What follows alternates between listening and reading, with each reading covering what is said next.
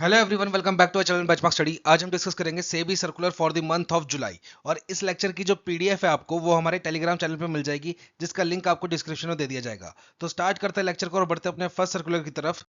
सबसे पहला सर्कुलर है हमारा based on utilization of income from IPF. अब यहाँ पे आईपीएफ क्या होता है, इसकी फुल फॉर्म इंपॉर्टेंट है। ये क्या है, हमारा इन्वेस्टर प्रोटेक्शन फंड। और ये किसने बनाया है? ये हमारा डिपॉजिटरीज एंड स्टॉक एक्सचेंज ने मिलकर बनाया है। अब इस फंड का काम क्या है, तो देखो, स्टॉक एक्सचेंज में जो हम इन्वेस्टमेंट करते हैं, इन्वेस्टर इन्वेस्टमेंट करते हैं, वो किसके थ्रू करते हैं? ब्रोकर्स के थ्रू। जो इन्वेस्टर्स हैं वो किसके थ्रू इन्वेस्टमेंट करते हैं? ब्रोकर्स के थ्रू। तो ब्रोकर्स की लायबिलिटी बनती है कि कल को अगर इन्वेस्टर जो है वो अपना स्टेक बेच के पैसे लेना चाहे तो वो कौन फुलफिल करेगा? ब्रोकर करेगा। पर कल को अगर ब्रोकर बैंकरप्ट हो जाए तो इन्वेस्टर का पैसा डूब गया। तो यहाँ पे इन्वेस्टर का नुकसान ना हो, उसको कोई नुकसान ना हो, उसके जो फाइनेंशियल लॉस ना हो, उसको उससे बचाने के लिए ये डिपॉजिटरीज एंड स्टॉक एक्सचेंज ने क्या बनाया? आईपीएफ बनाया। IPF, investor protection fund.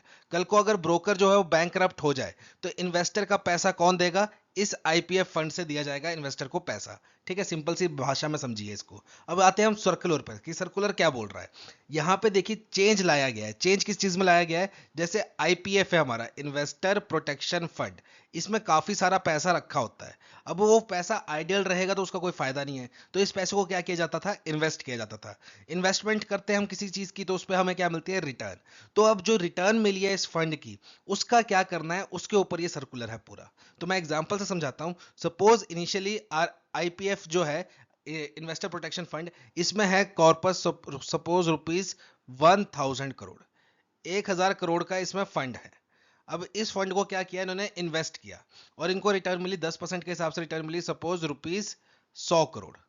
100 crore इनको रिटर्न मिल गई। अब इस 100 करोड़ जो इनको रिटर्न मिली है, इसका क्या करना है? तो पहले से भी क्या बोलता था, जो भी आपको रिटर्न मिली होगी वो सारी की सारी आपने दोबारा आईपीएफ फंड में डाल देनी है। ठीक है, उसमें से आपने कुछ भी यूज नहीं करना है, वो सारा का सारा आपने आईपीएफ फंड में डाल देना है। तो पहले कॉर्पस कितना था? 1000 करोड़ का। रिटर्न कितने की मिली? रिटर्न मिली 100 करोड़ की। तो अब फंड की वैल्यू कितनी हो जाएगी? अब फंड की वैल्यू हो जाएगी ₹1100 करोड़। जितना भी आपको रिटर्न मिला वो सारा का सारा फंड में चला जाएगा। पर अब क्या बोल रहा है सेबी? अब बोल रहा है सेबी कि आप देखिए, जो सारा रिटर्न आया आपको वो सारा का सारा आपको फंड में डालने की जरूरत नहीं है, आप कुछ पैसा यूटिलाइज कर सकते हो। जैसे कि हमारा फंड कितने का था? हमारा फंड था ₹1000 करोड़ का। हमें रिटर्न मिली कितने की? ₹100 करोड़ की रिटर्न मिल गई। ये 10% के हिसाब से हमारे को रिटर्न मिल गई 100 करोड़। पहले क्या होता था? 100 करोड़ पूरा का पूरा फंड में चला जाएगा और फंड की वैल्यू कितनी हो जाएगी? 1100 करोड़ रुपए। अब से भी क्या बोल रहा है, जो आपको रिटर्न मिली है, जो आपको रिटर्न मिली है, उसका 95% तो आपका फंड में वापस जाएगा। 95% फंड में वापस जाएगा। और जो रिमेनिंग 5% है उसको आप यूज कर सकते हो। यूज किस चीज के लिए? जैसे आपने ये आईपीएफ फंड बनाया है, ठीक है, ये ट्रस्ट बनाई है, तो इसमें एम्प्लॉयज रखे होंगे उनकी सैलरी के लिए, ऑडिट फीस के लिए, एप्लीकेबल टैक्सेस के लिए, एडमिनिस्ट्रेटिव एक्सपेंसेस के लिए। वो जो खर्चा निकलेगा वो आप इस रिटर्न से निकाल सकते हो। और वो मैक्सिमम कितना निकाल सकते हो आप? 5% ऑफ रिटर्न। मतलब जैसे यहाँ पे 100 करोड़ का रिटर्न आया हमें, तो 95% यानी कि 95 करोड़ जो है वो तो आईपीएफ में वापस चला जाएगा। आईपीएफ में वापस चला जाएगा। आईपीएफ कितना हो जाएगा? 1095 करोड़। पहले 1000 करोड़ था, 100 करोड़ की रिटर्न आई, उसमें से 95% हमने वापस डाल दिया, तो 1095 करोड़ आईपीएफ फंड की वैल्यू होगी। बचा कितना? 5 करोड़। ये 5 करोड़ से आप खर्चा निकाल सकते हो कि आपने ये आईपीएफ ट्रस्ट बनाई है, इसमें एम्प्लॉयज होंगे, इसकी ऑडिट फीस होगी, इसके एडमिनिस्ट्रेशन खर्चे होंगे, इसके टैक्सेस होंगे, वो खर्चे आप इन 5% में से निकाल सकते हो। अब यहाँ पे एक चीज और बोली है सेबी ने कि सपोज आपका सारा खर्चा निकाल के बैठा 3 करोड़ रुपए।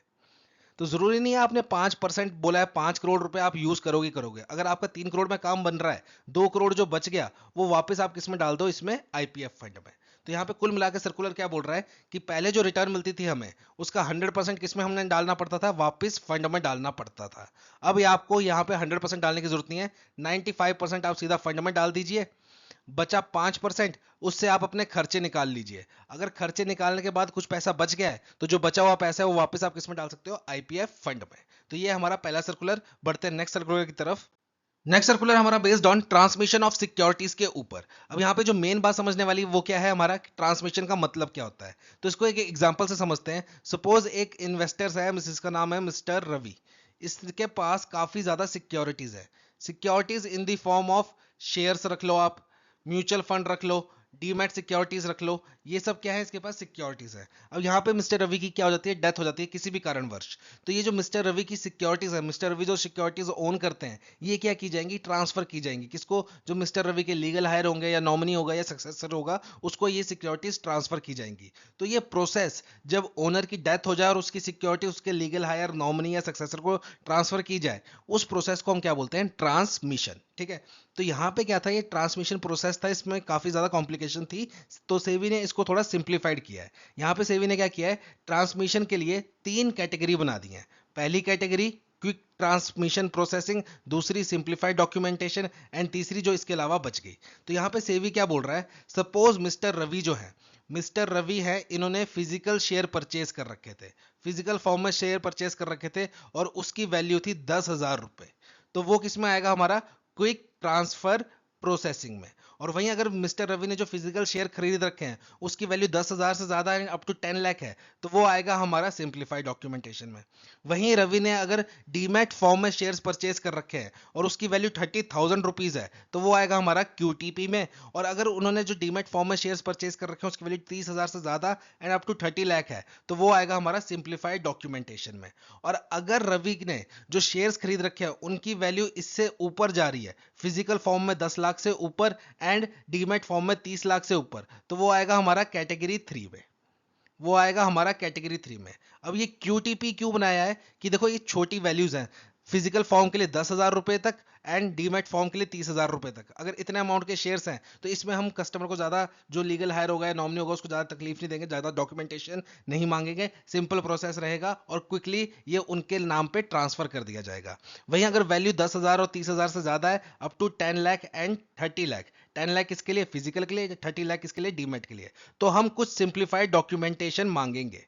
और अगर इससे भी ज्यादा वैल्यू के शेयर्स हैं तो हम काफी ज्यादा डॉक्यूमेंटेशन मांगेंगे और एक प्रॉपर स्कैनिंग करेंगे। तो ये 3 स्टेजेस क्यों बनाई हैं, क्योंकि पहले क्या होता था, 5,000 रुपए वाले अगर किसी के शेयर है 5,000 रुपए के, उसके लिए भी उतनी डॉक्यूमेंटेशन चाहिए होती थी, और किसी के शेयर्स हैं 3 करोड़ रुपए के, तो उसके ट्रांसफर के लिए भी उतनी ही डॉक्यूमेंटेशन चाहिए होती थी। तो यहाँ पे सेबी ने क्या बोला, छोटी अमाउंट वालों को हम ज्यादा तकलीफ नहीं देंगे, उनको जल्दी सेटल कर देंगे। उससे ज्यादा अमाउंट होगी तो उनसे थोड़े बहुत डॉक्यूमेंट्स मांगेंगे, और उससे ज्यादा अमाउंट होगी तो बहुत सारे डॉक्यूमेंट्स मांगेंगे और प्रॉपर उसकी स्कैनिंग करेंगे। अब यहाँ पे सेबी ने एक चीज और की है, पहले क्या होता था, प्रोबेट ऑफ विल जरूरी होता था, जब भी ट्रांसमिशन करोगे आप प्रोवेट ऑफ विल जरूरी होता था। अब सेबी ने इसको क्या कर दिया है कि इसकी जरूरत नहीं है, अगर ये नहीं भी होगा तब भी चलेगा, आप सिंपल एफिडेविट कम एनओसी देना, उससे भी काम चल जाएगा। एफिडेविट कम एनओसी का मतलब क्या होता है, देखो एनओसी होती है आपका एक तरीके से लेटर ऑफ डिस्क्लेमर समझ लो आप।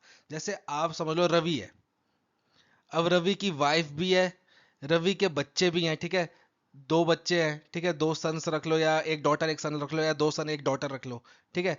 तो अगर रवि मर गया, सपोज रवि की डेथ हो गई, तो अब ये जो रवि के शेयर्स हैं वो किसके होंगे, वाइफ का भी हक बनता है, बेटों का भी हक बनता है, बेटी का भी हक बनता है।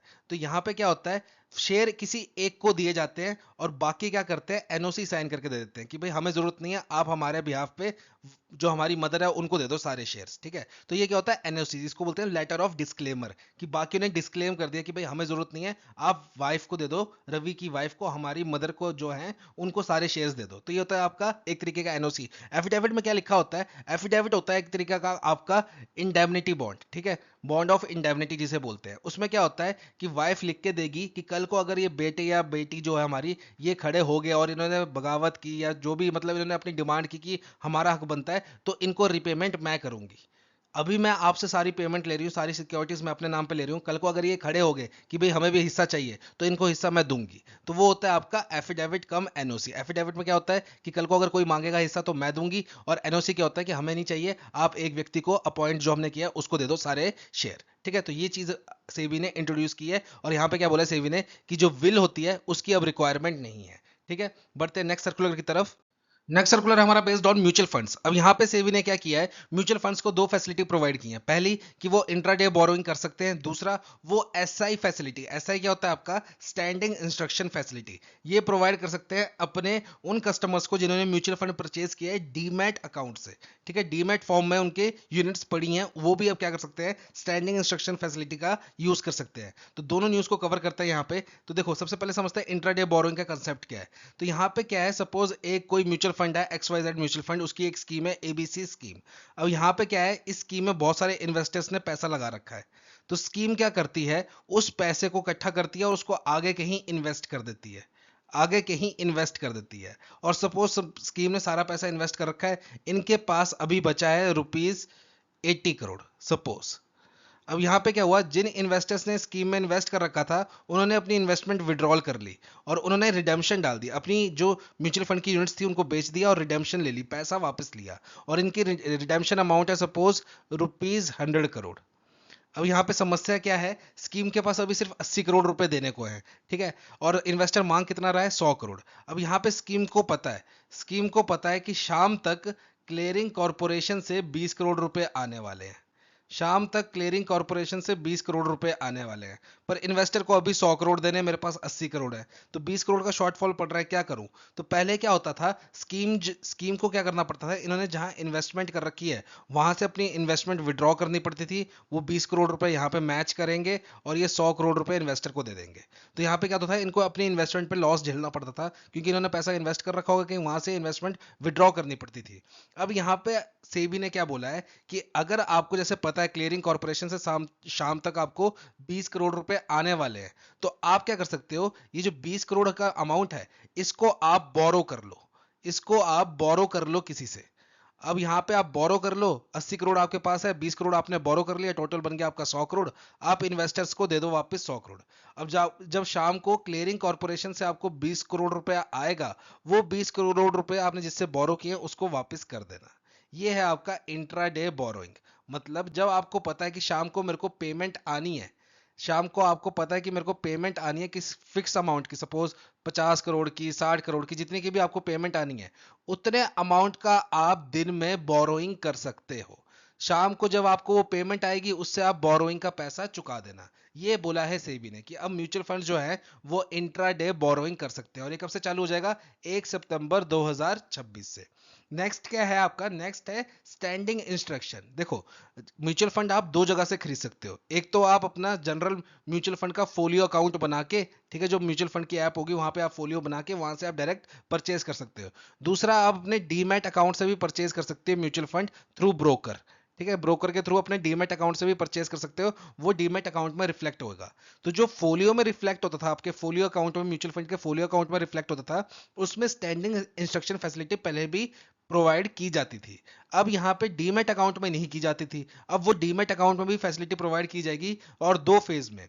फेज 1 होगा आपका चालू 31 जनवरी 2027 से, एंड फेज 2 होगा आपका चालू 30 अप्रैल 2027 से। अब यहाँ पे दो चीजें बोली है, एक यूनिट बेस्ड, एक अमाउंट बेस्ड। अब इसका मतलब क्या है, और यहाँ पे एक चीज है SWP STP, इसका मतलब क्या है।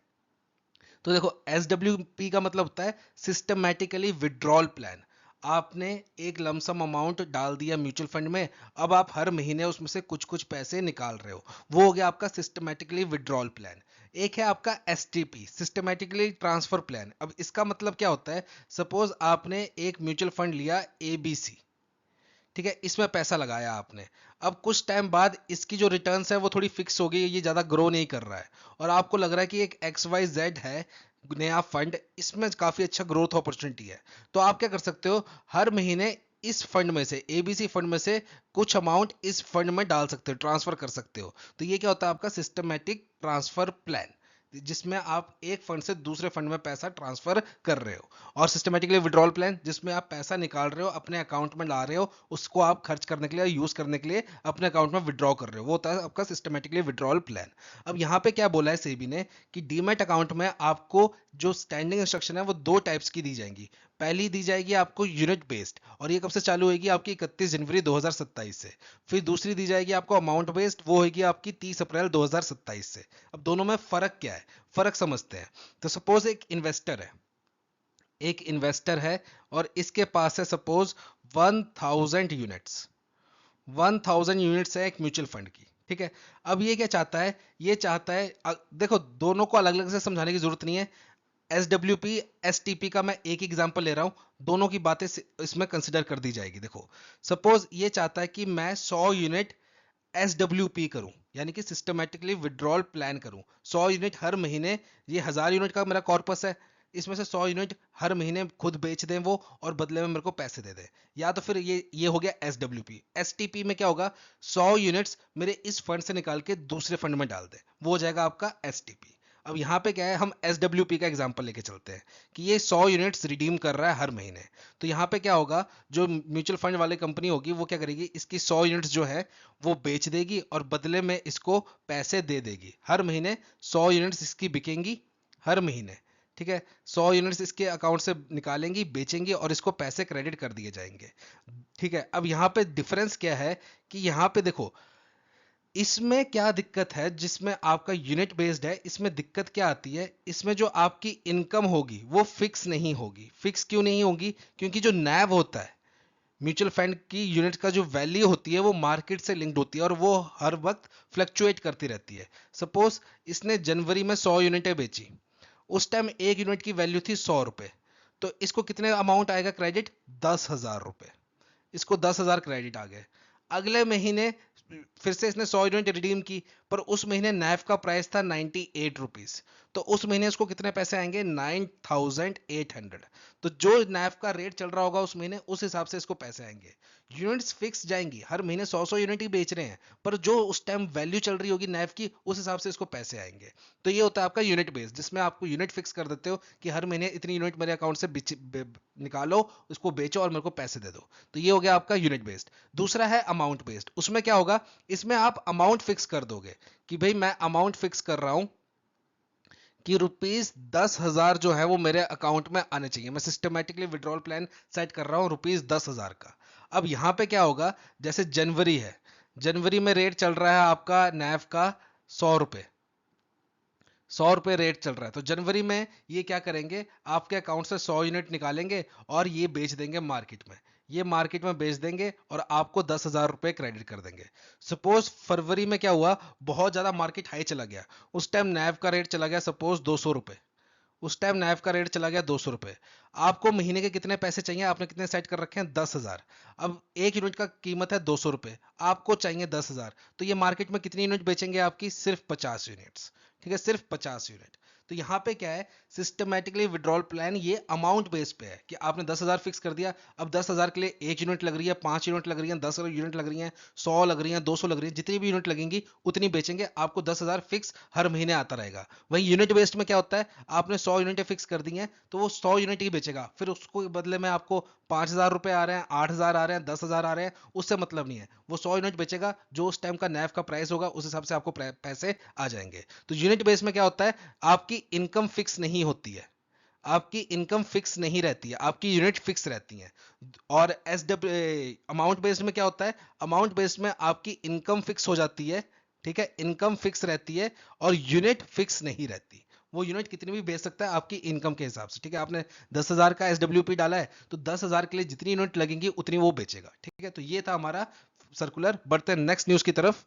नेक्स्ट सर्कुलर हमारा based on Garuda mechanism for AIF। अब यहाँ पे AIF का मतलब क्या है, अल्टरनेटिव इन्वेस्टमेंट फंड, वो फंड जिसमें मिनिमम इन्वेस्टमेंट कितने की होती है, 1 करोड़ की। अब यहाँ पे गरुड़ा की फुल फॉर्म काफी इंपॉर्टेंट है आपके एग्जामिनेशन पॉइंट ऑफ व्यू से। ये क्या है, green channel AIF roll out upon document acknowledgement.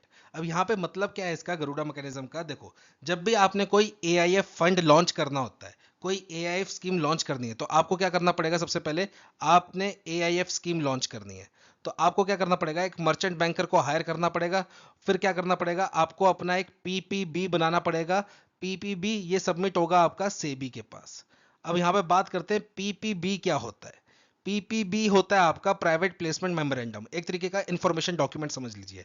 आप AIF में क्या करते हो, इन्वेस्टर से पैसा इकट्ठा करते हो और उसको अलग अलग जगह पे इन्वेस्ट करते हो। अब यहाँ पे PPB में आप सारी डिटेल्स दोगे कि हम इन्वेस्टमेंट कहाँ करेंगे, हमारी स्ट्रेटजी क्या होगी, रिस्क कितना है, फीस कितनी होगी, एक्सपेंसेस कितने हैं, हमारे स्पॉन्सर कौन होंगे, हमारा मैनेजर कौन होगा, उसकी डिटेल्स, टर्म्स एंड कंडीशन, सारे आपकी टर्म्स एंड कंडीशन वगैरह सब कुछ डिटेल जो है वो इस PPB में मेंशन होगी। आप इस PPB को मर्चेंट बैंकर्स के थ्रू सेबी के पास सबमिट करवाओगे। फिर आपको करना पड़ेगा 10 वर्किंग डेज का वेट। फिर आपको करना पड़ेगा 10 वर्किंग डेज का वेट। अगर इस 10 वर्किंग डे में सेबी ने कोई भी ऑब्जेक्शन नहीं किया तो 11वें दिन आप अपनी स्कीम को क्या कर सकते हो, लॉन्च कर सकते हो, ठीक है। और वहीं अगर सेबी ने कोई ऑब्जेक्शन उठा दिया तो आपको उस ऑब्जेक्शन को रेक्टिफाई करके दोबारा से सेम प्रोसेस करना पड़ेगा, फिर सेबी के पास पीपीबी सबमिट करना पड़ेगा, फिर 10 वर्किंग डेज का टाइम मिलेगा आपको। अगर 10 वर्किंग डेज में सेबी कुछ भी नहीं बोलता, कोई ऑब्जेक्शन नहीं उठाता है, तो 11वें दिन आप अपनी स्कीम को लॉन्च कर सकते हो। ये प्रोसेस था एआईएफ स्कीम को लॉन्च करने के लिए। अब गरुड़ा मैकेनिज्म क्या बोल रहा है कि भाई हमारे पास कुछ ऐसे इन्वेस्टर्स भी हैं जो काफी क्रेडिट वर्दिनेस है, तो उनके लिए हमें स्कीम जल्दी लॉन्च करनी पड़ेगी। तो उसका प्रोसेस यहाँ पे क्या किया है सेबी ने फंड्स को कैटेगरी में डिवाइड कर दिया है। एक बोला है हमारा regular AIF scheme. Regular AIF scheme कौन सी होंगी स्कीम? वो स्कीम्स जिसमें हम एलवीएफ को इंक्लूड नहीं करेंगे, एआई ओनली फंड्स को इंक्लूड नहीं करेंगे एंड एंजल फंड्स को इंक्लूड नहीं करेंगे। इसके अलावा जो भी फंड्स बच गए वो सारे हमारे किस में आएंगे? रेगुलर एआईएफ स्कीम में। अब ये एलवीएफ क्या होता है? Large value fund. एआई क्या होता है? Accredited investors. And angel funds क्या होता है? वो फंड्स जो स्टार्टअप्स में इन्वेस्ट करते हैं।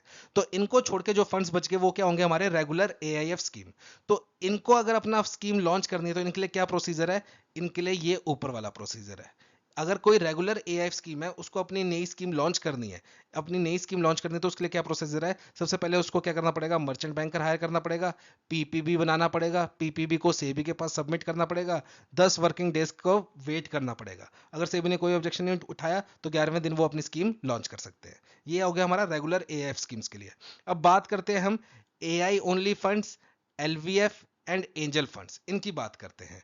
तो AI only funds, LVF and angel funds के लिए क्या बोला है सेबी ने कि देखो आपको क्या करना पड़ेगा? पीपीएम बनाना पड़ेगा, पीपीबी जो है ये बनाना पड़ेगा, पर आपको मर्चेंट बैंकर हायर करने की कोई जरूरत नहीं है। आपको मर्चेंट बैंकर हायर करने की कोई जरूरत नहीं है। आप पीपीबी बनाइए, इसको सबमिट कीजिए सेबी के पास और इमीडिएटली आप अपनी स्कीम लॉन्च कर दीजिए।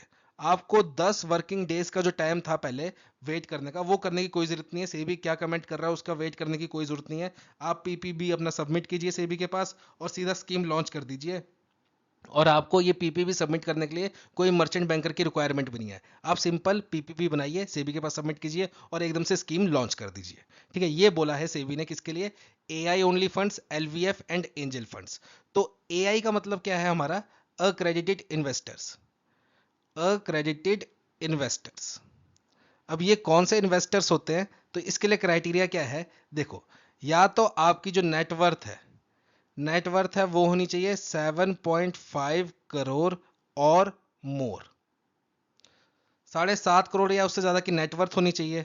या तो फिर या तो फिर आपकी एनुअल इनकम जो है वो होनी चाहिए 2 करोड़ एंड अबव। या तो आपका क्या होना चाहिए? जो आपकी नेटवर्थ है वो 7.5 करोड़ की होनी चाहिए या उससे ज्यादा की होनी चाहिए, या तो फिर आपकी एनुअल इनकम 2 करोड़ या उससे ज्यादा की होनी चाहिए। और ये जो 7.5 करोड़ की आपकी जो नेटवर्थ है इसमें से 3.75 करोड़ जो है वो फाइनेंशियल नेटवर्थ होनी चाहिए, मतलब फाइनेंशियल एसेट होनी चाहिए कैश की फॉर्म में। ठीक है, तो यहाँ पे क्या है? अगर आपको अक्रेडिटेड इन्वेस्टर बनना है तो आपकी नेटवर्थ कितनी होनी चाहिए? 7.5 करोड़ या उससे ज्यादा, जिसमें से 3.75 करोड़ क्या होनी चाहिए? Financial asset. या तो फिर आपकी एनुअल इनकम 2 करोड़ या उससे ज्यादा। मतलब आपने इन दोनों में से कोई भी एक क्राइटेरिया फुलफिल कर दिया, ये वाला क्राइटेरिया फुलफिल कर दिया या ये वाला क्राइटेरिया फुलफिल कर दिया, तो आप क्या कहलाओगे? Accredited investors. या तो फिर आपकी नेटवर्थ जो है वो 5 करोड़ एंड अबव, जिसमें से 2.5 करोड़ क्या होगा? आपका financial asset, and annual income 1 crore and above. अब इसका मतलब क्या है? देखो यहां पे क्या बोला है कि नेटवर्थ वाला क्राइटेरिया मैच कर दो आप, या तो फिर एनुअल इनकम वाला मैच कर दो। आपको क्या बोलेंगे हम? Accredited investors. पर ये वाला अगर इस वाले डब्बे में आ रहे हो आप, तो आपको दोनों चीजें मैच करनी पड़ेंगी। आपकी नेटवर्थ भी 5 करोड़ और उससे ऊपर की होनी चाहिए और आपकी एनुअल इनकम भी 1 करोड़ और उससे ज्यादा की होनी चाहिए, तब आपको अक्रेडिटेड इन्वेस्टर कहलाया जाएगा। तो आपके पास तीन चीजें हैं, या तो आप अपनी नेटवर्थ इतनी बना लो, ठीक है, या तो आप अपनी नेटवर्थ इतनी बना लो, या अब अपनी एनुअल इनकम इतनी बना लो, या फिर इन दोनों को फुलफिल कर दो, तो आपको क्या कहलाया जाएगा? Accredited investors. अब यहाँ पे लार्ज वैल्यू फंड्स कौन से होते हैं? वो फंड्स जिसमें मिनिमम इन्वेस्टमेंट जो है, वो फंड्स जिनमें मिनिमम इन्वेस्टमेंट जो है वो कितने की होती है? 25 करोड़ की। लार्ज वैल्यू फंड्स के लिए क्या है? वो फंड्स जिसमें मिनिमम इन्वेस्टमेंट कितने की होती है? 25 करोड़ की। पहले ये क्राइटेरिया होता था 70 करोड़ का, अब इसको घटा के कितना कर दिया है, 25 करोड़।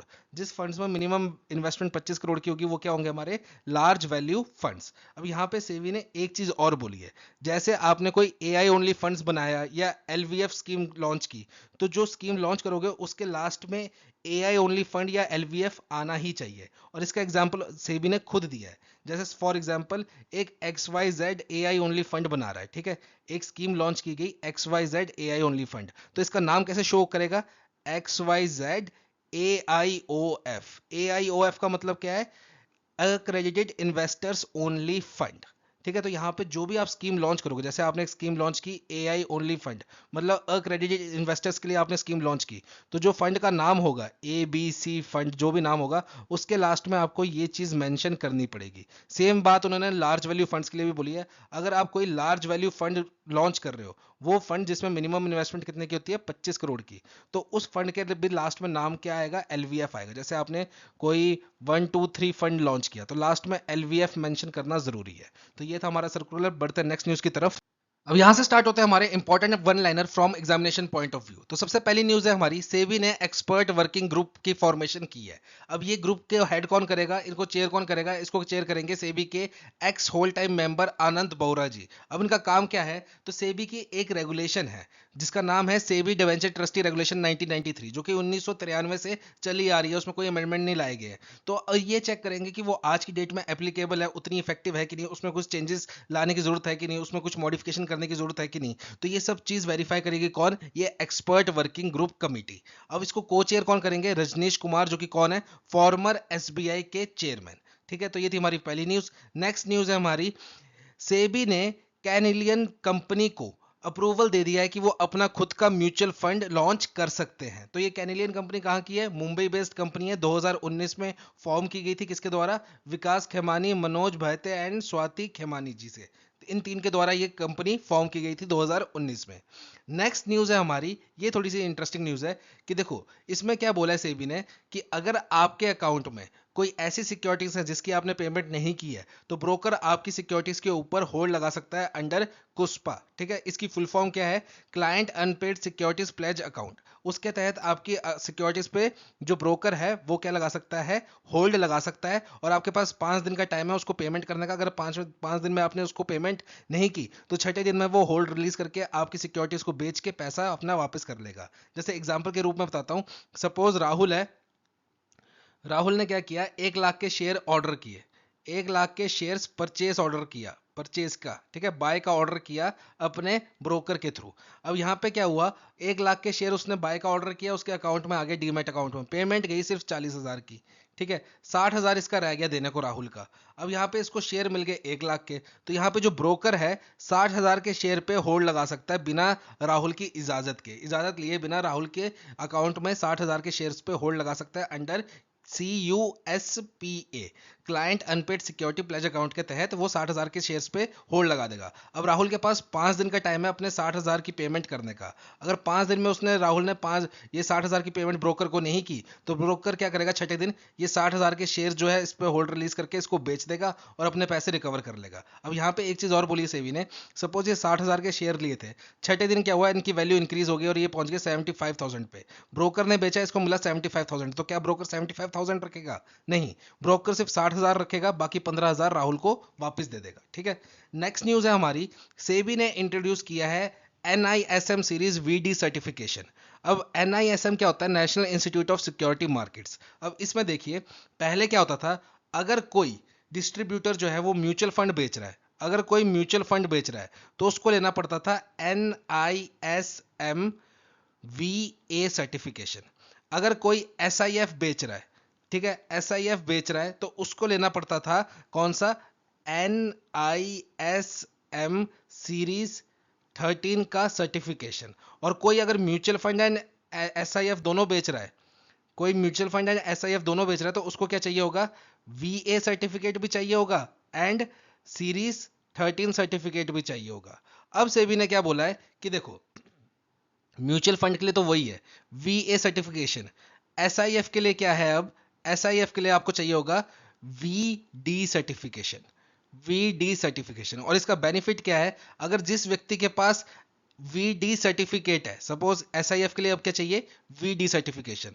अब अगर व्यक्ति के पास वीडी सर्टिफिकेशन आ गया तो वो व्यक्ति एमएफ भी बेच सकता है, म्यूचुअल फंड भी बेच सकता है, उसको अलग से वीए सर्टिफिकेशन लेने की जरूरत नहीं है। पहले क्या था, म्यूचुअल फंड के लिए वीए, ठीक है, एसआईएफ के लिए 13 वाला सर्टिफिकेशन, और अगर जिस व्यक्ति को दोनों बेचना है तो उसको दोनों सर्टिफिकेशन चाहिए होते थे, वीए एंड 13 सर्टिफिकेशन। अब सेबी ने क्या बोला, अगर आप सिर्फ म्यूचुअल फंड बेच रहे हो तो वीए सर्टिफिकेशन लो, अगर आप सिर्फ एसआईएफ बेच रहे हो तो वीडी सर्टिफिकेशन लो, और अगर आप म्यूचुअल फंड एसआईएफ दोनों बेचना चाहते हो तो भी आप वीडी सर्टिफिकेट से बेच सकते हो, आपको वीए अलग से लेने की जरूरत नहीं है। तो ये था हमारा SEBI circular for the month of July. बहुत जल्द मिलेंगे आपको नई वीडियो के साथ। Till then have a nice day.